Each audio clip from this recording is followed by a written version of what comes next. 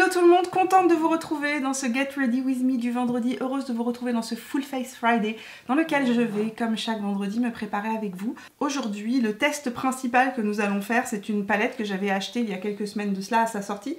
C'est la palette Born This Way de Natural Nude de chez Too Faced. Et pendant que j'étais en train de préparer cette vidéo, je me suis dit que ce serait intéressant de revisiter certains de mes favoris de la marque. J'ai fait un gros déclutter, donc je n'ai pas de quoi faire un maquillage complet Too Faced, mais j'ai sorti de mes tiroirs un petit peu différents produits que j'avais de la marque, donc des anciens favoris, et je me suis dit qu'on va les intégrer dans cette vidéo. Comme à chaque fois que je me maquille, aujourd'hui je vais appliquer mes bases. Je vais appliquer ma Vitamine Enriched Face Based de chez Bobbi Brown sur les joues. Je vais essayer de ne pas trop frotter mes joues. D'appliquer ça par pression pour éviter de devenir rose cochonné. Je ne vais rien mettre sur mon front ni sur ma zone T. Je fais toujours mon petit mix, il faut le savoir. Bobbi Brown et ensuite j'applique le All Nighter Face Primer de chez Urban Decay sur la zone T principalement, pour aider mes fonds de teint à mieux tenir tout au long de la journée. On va appliquer le fond de teint de chez Too Faced, le Peach Perfect, qui a été mon fond de teint préféré il y a 2 ans. Je l'ai mis non-stop pendant 1 an, je ne mettais que ça. Et j'ai arrêté de l'utiliser, surtout en hiver, parce qu'en fait, ma peau est devenue, je pense, beaucoup plus déshydratée, beaucoup plus sèche au niveau des joues. Et j'ai commencé à voir qu'il me marquait énormément les ridules, etc. Sur le visage. Ça fait, franchement, ça fait plus d'1 an que je ne l'ai pas utilisé. Presque plus d'1 an. Et aujourd'hui, j'ai décidé que nous allions le retester. Je ne me souviens même pas comment je l'ai appliqué. La couleur que je vais mettre, c'est porcelaine. Et porcelaine devrait être une couleur porcelaine. Et c'est déjà plus foncé que ma peau. Donc, je vais le mettre tel quel. Et je vais prier pour le meilleur. Parce qu'au niveau de mes joues, comme je vous ai dit, j'ai la peau qui est devenue ultra sèche. Par contre, mon menton va peut-être aimer ce type de fond de teint là. Ah, mais c'est foncé. Oh my god, c'est ultra foncé. Avant, je devais avoir la peau qui était beaucoup plus foncée. Je sais que ma peau a vachement éclairci au courant de la dernière année. En tout cas, on va voir comment ça se passe. Il y a une légère odeur, j'avais oublié qu'il a une petite odeur de pêche.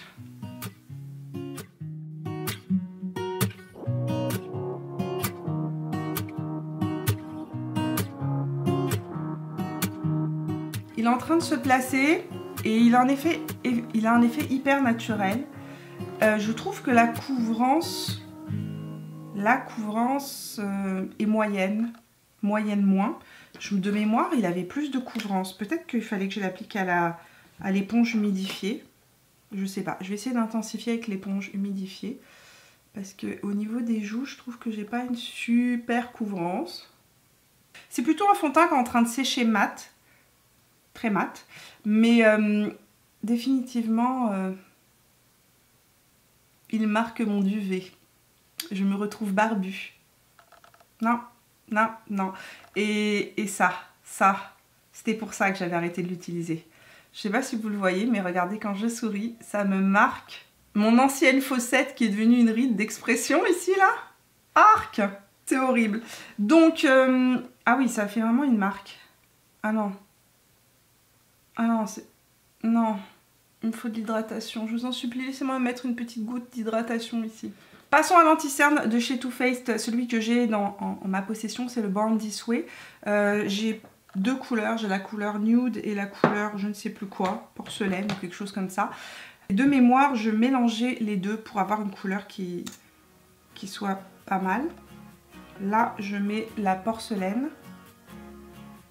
Je me souviens que c'est un anti-cerne qui est extrêmement pigmenté. Ah bah tiens, on va pouvoir le mettre ici.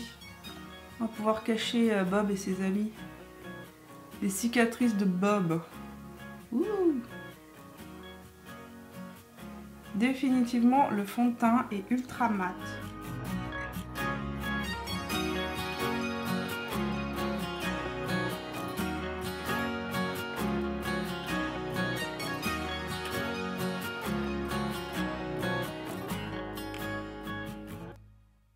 L'anti-cerne est beau, mais il est beaucoup plus épais que les textures d'anti-cerne que je mets actuellement, comme le Zoeva que j'aime beaucoup, que je trouve beaucoup plus fin, ou le Studio Fix de chez MAC.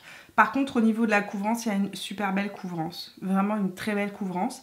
Et il n'est pas trop desséchant. Mais, effectivement, là, je le retravaille depuis tout à l'heure. Et je le trouve couvrant et donc un petit peu épais pour le contour de l'œil. J'ai pas de contour de chez Too Faced, donc ce que je vais faire, c'est que je vais utiliser mon produit de contouring habituel de chez Charlotte Tilbury.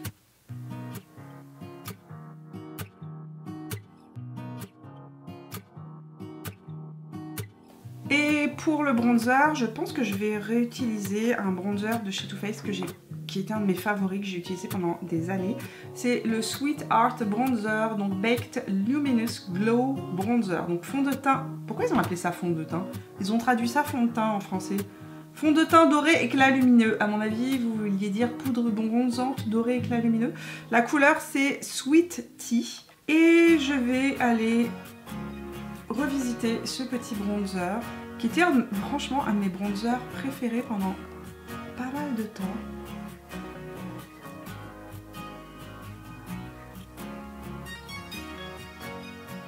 Bon, c'est un joli bronzer, mais il fait ressortir beaucoup les défauts de peau que j'ai ici. Plus que mes autres bronzers. Et je sais pas si c'est en raison du fond de teint qui est en dessous, qui est très mat. Je sais pas. Je vais aller rajouter, tiens, pendant qu'on y est, je vais faire un petit peu, je vais finir de réchauffer mon teint avec le Chocolate Soleil en couleur Medium Deep, pardon.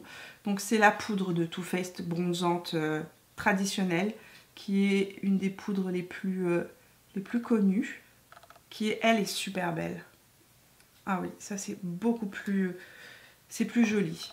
En fait, c'est pas que c'est plus joli, c'est que celui-ci est super beau, mais il donne un côté presque, j'ai envie de dire, métallisé à la peau. Celui-ci donne un côté métallisé, alors que celui-ci est beaucoup plus naturel, beaucoup plus joli. Celui-ci est beau. Oh, je l'aime beaucoup celui-là. Oh, c'est très beau ça. Je vais utiliser mon Brow Blade de chez Benefit pour faire mes sourcils. Je peigne toujours mes sourcils vers le bas. Si vous avez des sourcils qui sont assez denses, c'est une technique qui est plutôt facile et rapide à utiliser. Donc on peigne les sourcils vers le bas et on vient dessiner la ligne supérieure du sourcil à travers les poils du sourcil. Ensuite on remplit et on peigne de l'autre côté. On peut arranger la tête du sourcil, les petits trous. Je vais appliquer rapidement ma base P. Louise sur ma paupière mobile.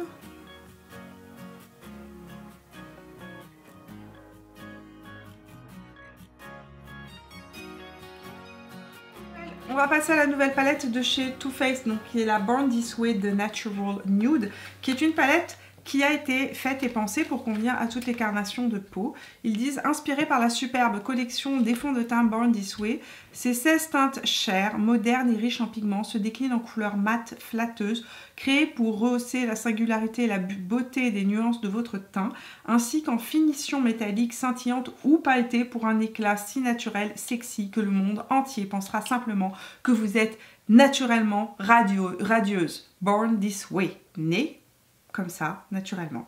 Donc voilà comment se présente la palette. Elle est très différente de ce qu'on voit d'habitude chez Too Faced parce que c'est un packaging en carton. Il y a un miroir à l'intérieur. Je trouve que même si le packaging est en carton, il est tout de même assez costaud.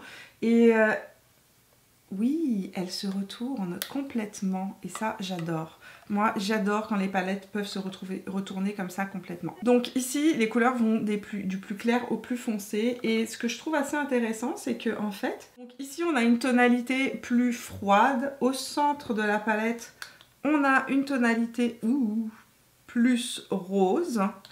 Ici, on a une tonalité plus chaude. Et ça fait donc vraiment 3 accords. Un accord plus froid, un accord plus nude rosé et vraiment un accord plus chaud, plus intense. Franchement, j'aime beaucoup la présentation. Je trouve ça assez intéressant. J'ai swatché ici toutes les couleurs mates et on voit vraiment clairement qu'il il y a une harmonie de tons vraiment plus pêche. Ici on a des plus roses et là on a des couleurs beaucoup plus chaudes. Ici on a les métallisés de la palette qui sont en fait, qui ont deux finis.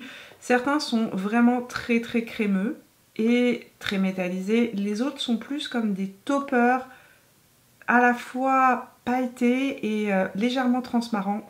On va tremper nos pinceaux dans cette palette. Aujourd'hui c'est vraiment une première impression. Je ne vais pas faire quelque chose de hyper intense, mais j'avais envie quand même de voir un petit peu ce que ça donnait au niveau des différentes couleurs. Là il y a des couleurs qui sont vraiment pas mal du tout, hein. Pinceau 232 Smith avec la couleur Pétale, qui est en fait un pêche. Un joli nude pêche.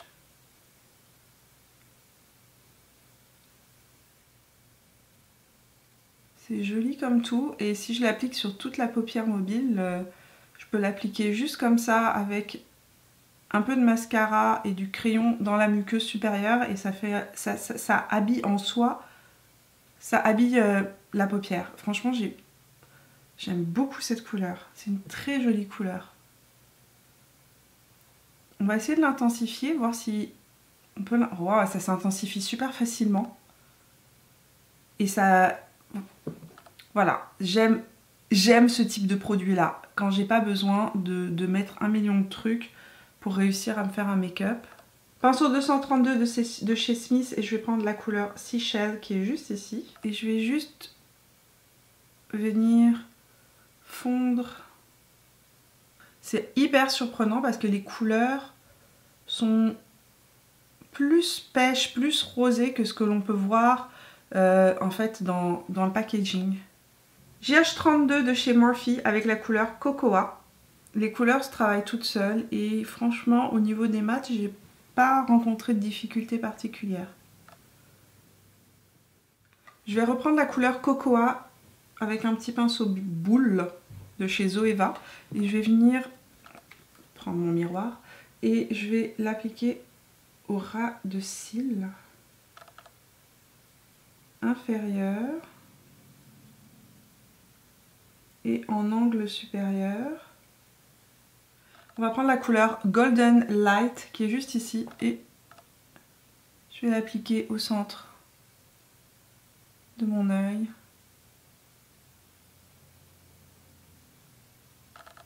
Et c'est beau. Pinceau JH42 de chez Morphe avec la couleur Glistening Pearl qui est presque un pailleté. Je pense que je vais l'appliquer en angle interne, mais je vais humidifier un peu le pinceau parce que ça m'a l'air d'être ces textures un petit peu pailletées de chez Too Faced qui se font mieux dans la peau avec un pinceau. Ouh, c'est beau ça. C'est effectivement une texture pailletée. Pinceau Smudger 226 de chez Zoeva et la couleur Truffle en liner. Mais je ne vais pas faire un gros trait de liner, je vais juste venir l'appliquer par pression le long de la racine des cils. Oh, c'est trop beau. Oh, c'est super beau. Un petit peu en angle externe inférieur. Et voilà, on va juste smoker ça vers l'extérieur. Et waouh, j'aime vraiment beaucoup. C'est hyper facile à travailler. C'est franchement une belle palette. Je suis en train d'essuyer mes swatchs sur la main. Les fards se sont travaillés super facilement. C'est hyper facile à travailler. Je pense qu'on est là sur un gros favori du mois. Franchement, hyper facile à travailler. J'adore. Vite, un petit peu de crayon dans la muqueuse supérieure de l'œil. C'est le crayon Marc Jacob Eyeliner Matte Gel Eye Crayon en couleur Earthquake de chez Marc Jacob. Non mais alors, cette couleur que j'ai sur les yeux, un max d'effet, un minimum d'effort. Vous prenez ça, vous l'appliquez au doigt, vous mettez une couleur en transition, peu importe laquelle, et boum. Voilà. Le make-up est fait. Je vais mettre du mascara et je reviens immédiatement. Je mets le mascara de chez Maybelline, le Falsies Lash Mascara, que j'aime bien mettre en fait, que je trouve vraiment pas mal.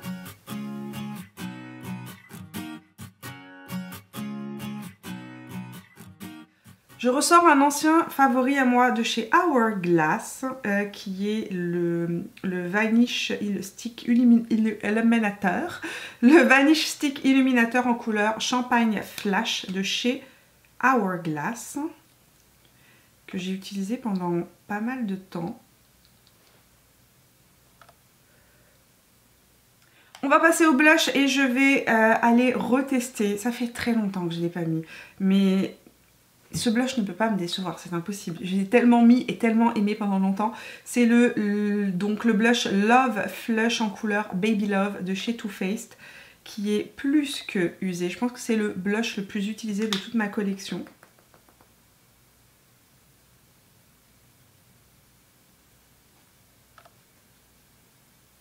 Pour les lèvres, ben écoutez, je pense que je vais utiliser un gloss plutôt qu'un rouge à lèvres aujourd'hui. Donc je vais mettre le Creamy Peach Oil Lip Gloss en couleur Papa Don't Peach de chez Too Faced parce que c'était un de mes grands favoris avant. Mais comme c'est un gloss, je vais commencer par aller définir ma lèvre avant et la colorer un petit peu parce qu'il n'est pas très intense.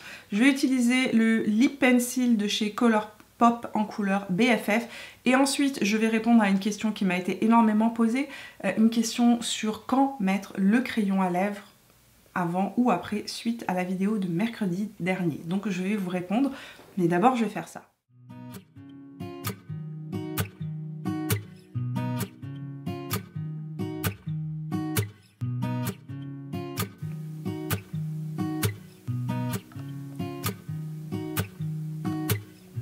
Je vais crayonner presque toute ma lèvre en fait avec le crayon. Je l'utilise en fait comme un rouge à lèvres. Ouais, je pense que le Papa Don't Peach devrait aller. J'espère qu'il est encore bon. Il doit être périmé depuis des années. Ah, il est quand même... je pensais que c'était plus transparent que ça. Tiens donc, quelle surprise. J'étais persuadée que c'était un gloss transparent. Bah, vous voyez, j'ai oublié. Mémoire de poisson rouge.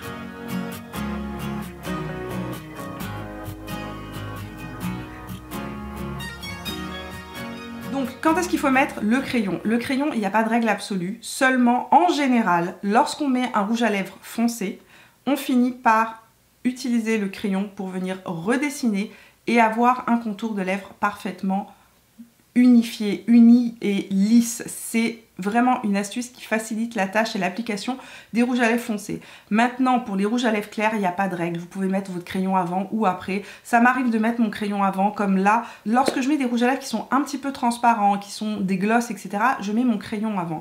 Lorsque je veux avoir une lèvre parfaite, par exemple, dans l'utilisation de rouge à lèvres mat, je mets mon rouge à lèvres et je finis par le crayon. Cette petite astuce, je la pratique depuis des années. Au début, je pensais que j'étais la seule. Sincèrement, je me disais, tu fais les choses toujours à l'envers, tu mets ton crayon à sourcil à l'envers. Et en fait, de par le métier que je fais aujourd'hui, j'ai pu assister à plein de masterclass et je me suis rendu compte que plein d'artistes maquilleurs l'utilisent. C'est entre autres la technique Bobbi Brown. Bobbi Brown applique les rouges à lèvres, elle finit toujours par le crayon. C'est la technique aussi qui est préconisée par Katie Jane Hughes. C'est aussi la technique qui a été proposée dans plusieurs tutos de Lisa Eldridge. Quand Lisa Eldridge met un rouge à lèvres foncé, elle conseille de terminer toujours par le crayon et franchement, ça fonctionne super bien. Donc voilà, après, libre à vous de mettre votre crayon avant ou après. Vous êtes libre de faire comme vous voulez. L'important, c'est que le résultat soit à la hauteur de ce que vous espérez. C'est tout. Voilà pour le maquillage terminé. Je suis plutôt satisfaite des produits que j'ai découverts aujourd'hui. Mon gros coup de cœur, c'est cette palette. Elle est absolument sublime, d'une facilité à utiliser incroyable, hyper bien pensée. En fait, elle permet de faire des maquillages qui vraiment subliment le regard. Que vous ayez les yeux clairs, les yeux foncés, que vous ayez la peau claire, la peau foncée, franchement, elle permet de sublimer n'importe quel type de peau, n'importe quel type de couleur d'yeux. Et elle est hyper bien pensée. Il y a de tout à l'intérieur, il y a des pêches, il y a des roses, il y a des camels, on a des couleurs plus chaudes. Franchement, elle est magnifique. Pour les autres produits que j'ai testés, je vous dirais que le fond de teint s'est fondu dans la peau. J'ai pris mon petit miroir. Le fond de teint a fini par se fondre dans la peau et il est très joli. Mais je reprocherais une petite chose. C'est pas un reproche en fait. Il fait un effet peau parfaite, presque photoshopé, avec un effet mat mais il y a une lumière qui ressort.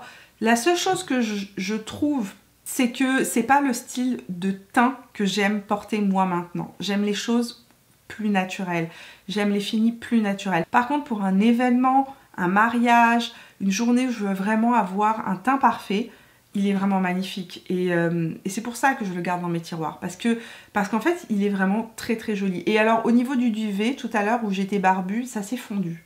Donc mon duvet a disparu. J'ai pas poudré mon teint. J'ai pas non plus mis de spray fixateur pour l'instant. Et franchement, le résultat est très très très joli. Merci d'être resté avec moi jusqu'au bout de cette vidéo. J'espère que cette vidéo vous a plu. J'espère vous avoir changé un petit peu les idées pendant ces quelques minutes de vidéo. Si c'est le cas, n'oubliez pas de me laisser un petit pouce bleu, de me rejoindre sur Instagram et sur Facebook si ça n'est pas encore fait pour suivre mes multiples aventures, ça se passe par ici. Et puis bien évidemment, si vous n'êtes pas encore abonné à la chaîne, eh bien n'hésitez pas à venir me rejoindre en cliquant sur mon visage là où il apparaîtra, ici ou là, je ne sais pas. Voilà, tout est dit, je vous souhaite de passer un agréable week-end. Je vous retrouve la semaine prochaine pour de nouvelles aventures et je vous fais plein de bisous.